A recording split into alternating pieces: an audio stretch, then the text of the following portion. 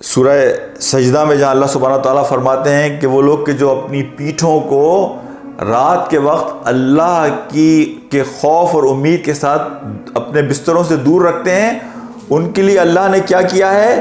فَلَا تَعْلَمُ نَفْسٌ مَّا أُخْفِيَ لَهُم مِّن قُرَّةِ أَعْيُنٍ جَزَاءً بِمَا كَانُوا يَعْمَلُونَ کہ اللہ نے ان کے لیے ایک ایسا خاص تحفہ، ایک خاص اجر کہ جو ان کی آنکھوں کی ٹھنڈک کا ذریعہ بنے گا، کسی کو اس کا علم نہیں ہے۔ فَلَا تَعْلَمُ نَفْسٌ مَّا أُخْفِيَ لَهُم، کسی نفس کو معلوم نہیں ہے، کسی ذہن نے کبھی سوچا نہیں، کسی دل نے کبھی اس کا خیال نہیں کیا، ایسا خوبصورت اجر اور انعام آنکھوں کی ٹھنڈک کے لیے اللہ نے اپنے پاس محفوظ کیا ہوا ہے۔ اور پھر اللہ سبحانہ وتعالیٰ فرماتے ہیں وَمِنَ اللَّيْلِ فَتَحَجَّدْ بِهِ نَافِلَةً لَكَ عَسَىٰ أَن يَبْعَثَكَ رَبُّكَ مَقَامًا مَحْمُودًا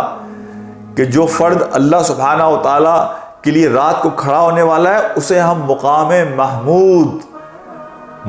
محمود ہے، پریز وردی،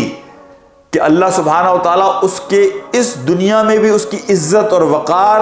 اور شرف کو بڑھائیں گے،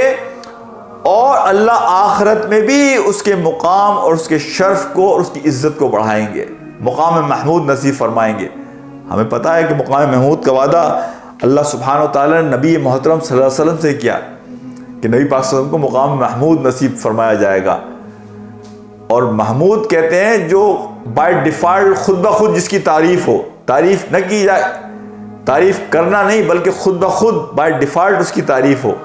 پریز وردی۔ تو اللہ سبحانہ وتعالیٰ یہ خوبصورت وعدے ہمارے اور آپ کے ساتھ فرماتے ہیں ان لوگوں کے لیے